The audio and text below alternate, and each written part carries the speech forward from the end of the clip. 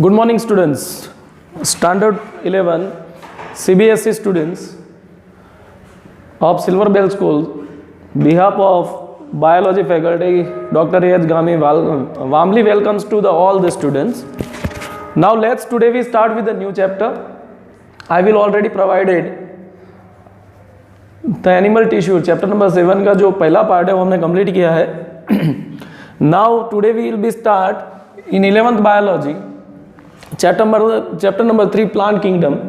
So let's we start with that. So to start the plant kingdom, before I am starting, I am right now telling to you about that. The first lesson we have studied about nothing but general classification. We were completed over there. Then in biological classification and taxonomical aids, first chapter में हमने taxonomical aid के बारे में पढ़ा कि कैसे कैसे classification of plants and animals we can do and we can completed it. Right now let's we start with another chapter, the plant kingdom. क्योंकि दो किंगडम होते हैं, animal kingdom and plant kingdom. Let's we understand about the plant kingdom. So let's we talk about the plant kingdom in that.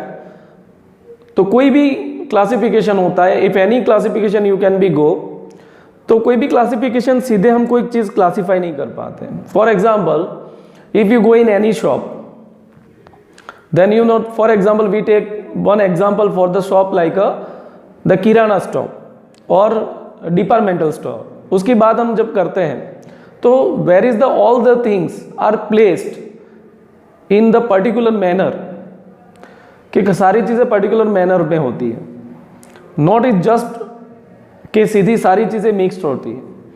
Same way the plant classification also follow the several system of classification.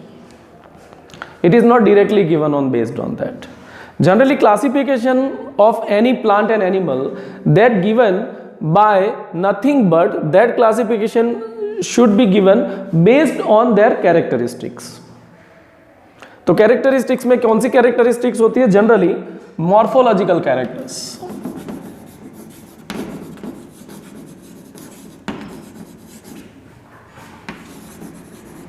What is morphological characters? The characters which physically directly shows in an organism, that is called morphological characters. जो morphological characters सीधे सामने दिखते हैं वो सारे characters को हम क्या कहते हैं? Morphological characters कहते हैं. For example, plant है. So based on that, the plant can be classified by a Theriophytes.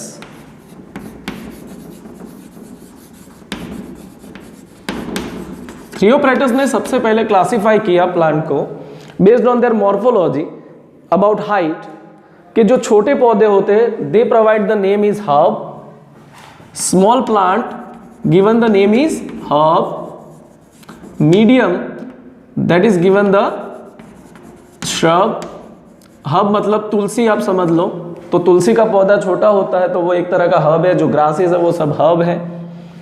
While some having the stem properly, for example hibiscus, जो सू फ्लावर है, जासूद है, वो क्या है? श्रब है.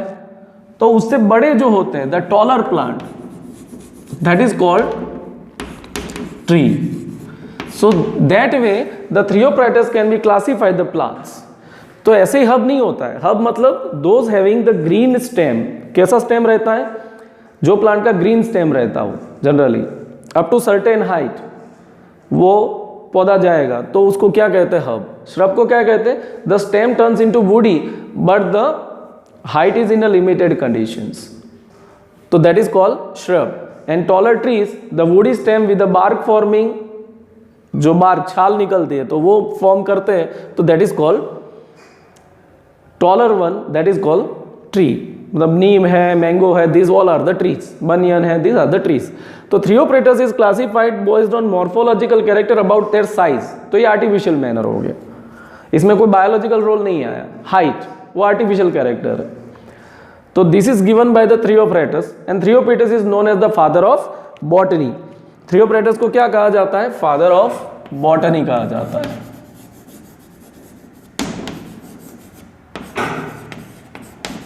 वैसे इंडियन बायोलॉजी के लिए doctor Jagdish Chandra Bose is also called as a father of Indian botany.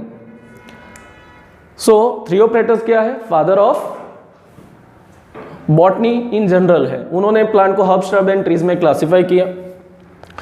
तो जैसे वो सिस्टम है कि मॉर्फोलॉजिकल कैरेक्टर देख के we can classify the plants. Same way there are the different system that could be follow to classify the each and every plant. Okay, तो number 1 that is called artificial system of classification.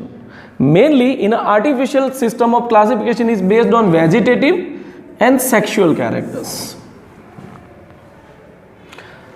तो vegetative and sexual characters मतलब vegetative मतलब that character to be shows, जो हमको दिखते हैं. Sexual character means sexually what they are producing. Flower produce होते हैं, नहीं होते हैं, फ्लावर में कैसे फ्लावर है, यूनिसेक्सुअल है, बाइसेक्सुअल है. सेम वे जो फिजिकल कैरेक्टर्स है वो लेके जो दिखते हैं, मॉर्फोलॉजिकल कैरेक्टर जो दिखते हैं, वो वेजिटेटिव कैरेक्टर को लिस्ट किया जाता है and classify the plants. That is called artificial system of classification, that followed by the Carolus Linnaeus, and he take the Androecium in consider. Androecium consider करने के बाद he classified the plants into 24 groups.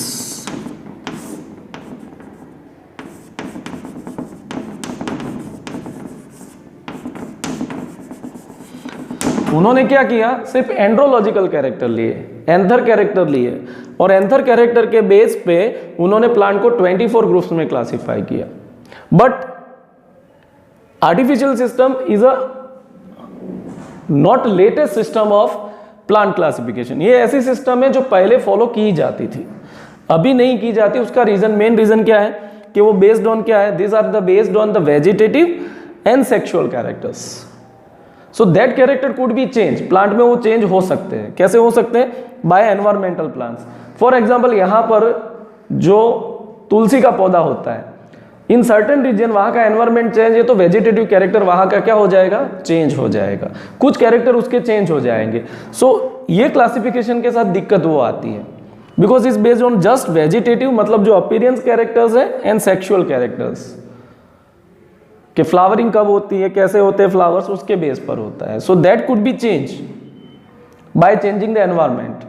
Some house for example sugar cane here also to be grown and anywhere other region of the India there can be grow.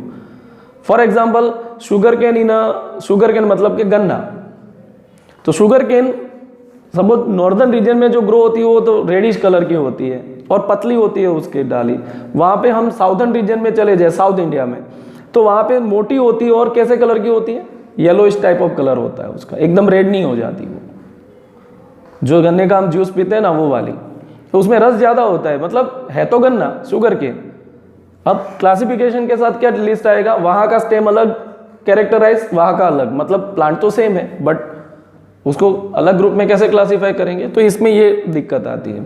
Although the Carolus Linnaeus was classified that's why the Carolus Linnaeus is also known as the father of taxonomy.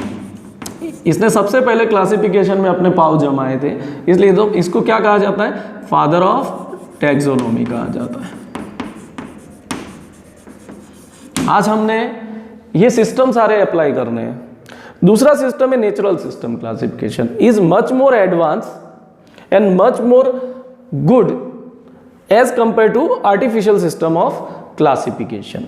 So let's we talk about artificial system of classification, where we are study about in natural system of classification we are taking the natural characters which include external characters, मतलब plant के leaves कैसे arrange है, stem कैसा है, okay, however the plant कैसे arrange है वो तो है, but anatomical character is also to be consideration. उसकी एनाटॉमी, स्टेम एनाटॉमी क्या है, लीफ एनाटॉमी क्या है, मतलब कि लीफ के कैसे टिश्यू अरेंजमेंट है, how the arrangement of stem tissues are to be there, what is the position of xylem and phloem, everything to be consideration. And embryological characters also, they can form the embryo और not.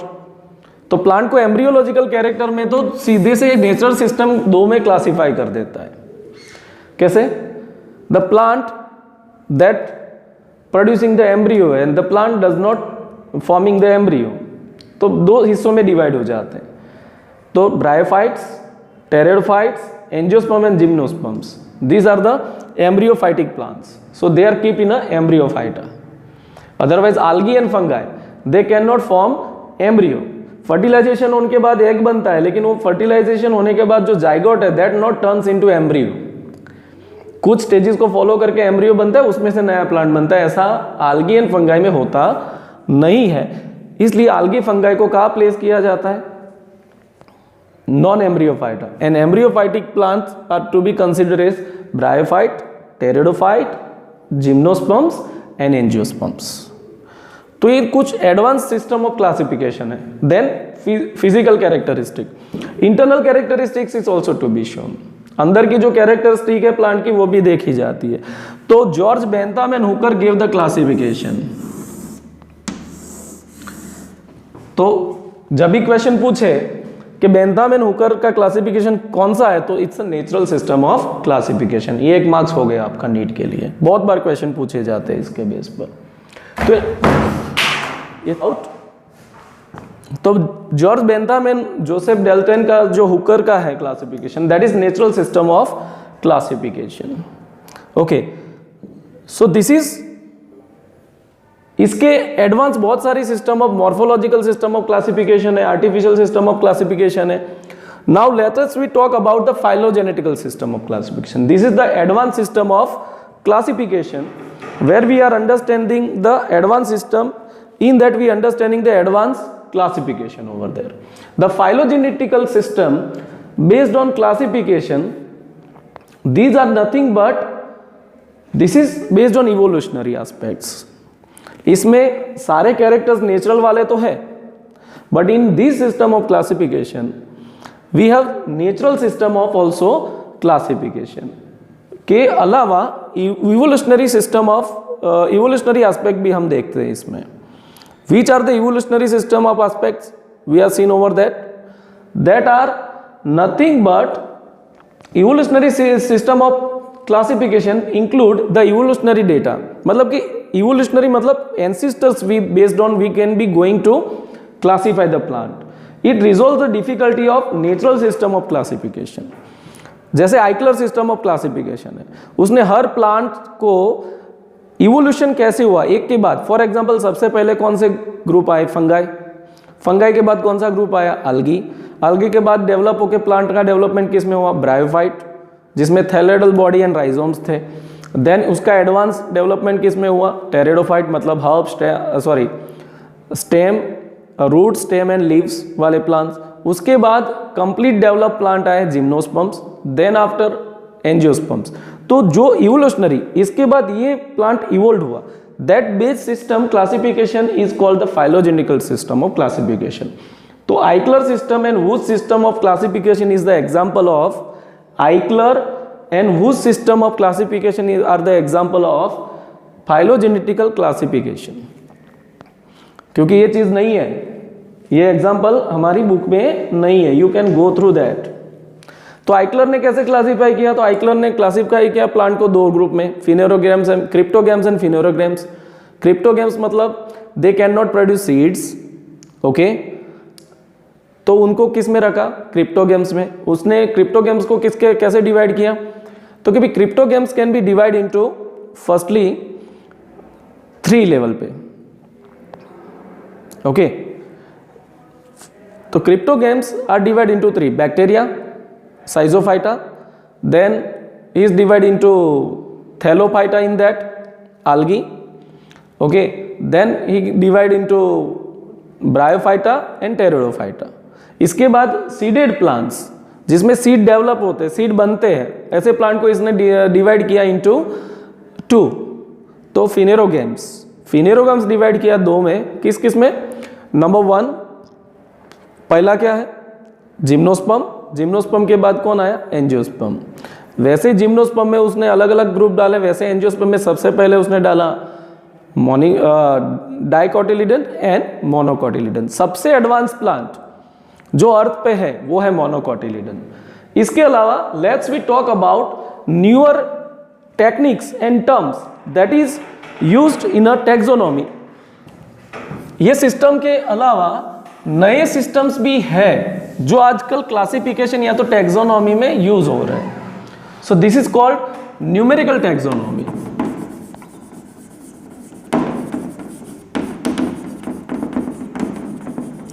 In numerical taxonomy data computing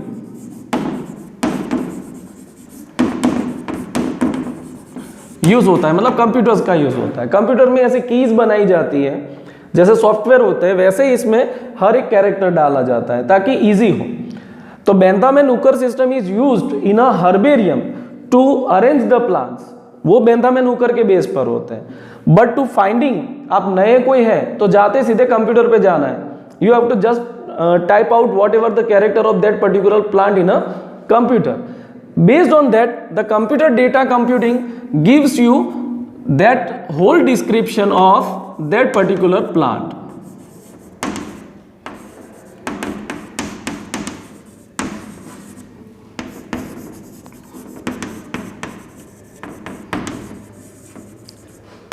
So this is called numerical taxonomy. Another new form is called the cytotaxonomy.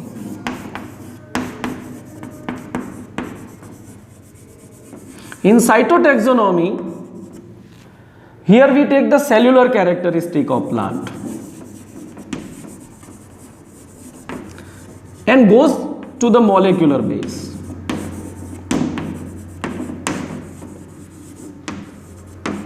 मतलब हम इसमें chromosome techniques देखते हैं, chromosome की क्या type है, jeans कौन से हैं. तो based on that we can be classify. This is the advance system of classifications. Numerical taxonomy, cytotaxonomy, and another type that is also taxonomy, that is called chemotaxonomy.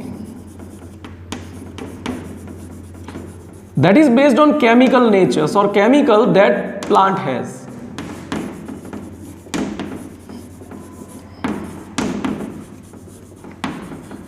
तो ये तीन जो सिस्टम है वो क्या है? These are the nothing but classification के systems है. कीमोटैक्सोनॉमी that is for chemical nature.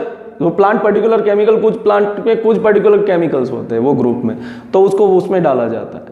Then after data computing से जो यूज होता है उसको हम न्यूमेरिकल टैक्सोनॉमी बोलते हैं. एंड साइटोटैक्सोनॉमी, वहां पर क्रोमोसोम स्ट्रक्चर जीन लेवल का अंडरस्टैंड होता है. This is called. तो these are the newer branches of taxonomy and higher develop advance branches. कोई भी कहे तो एडवांस ब्रांचेस कौन सी है? Chemotaxonomy, numerical taxonomy and cytotaxonomy. So this is all for today classification. इसके थ्रू जाना. हम नेक्स्टली जो क्लासिफिकेशन पढ़ेंगे वो प्लांट का क्लासिफिकेशन बेस्ड ऑन आइक्लर पढ़ेंगे. So tomorrow onwards we will be start with the algae and completely algae कल हम कंप्लीट करेंगे. देन आफ्टर दो ग्रुप लेंगे. एक दिन में हम ब्रायोफाइट्स, टेरेडोफाइट्स और एक दिन में angiosperms and gymnosperm. So that chapter will be over in within 3 to 4 days. Okay. So this is all for today. Thank you very much to all the 11 students. Okay. Have a nice day.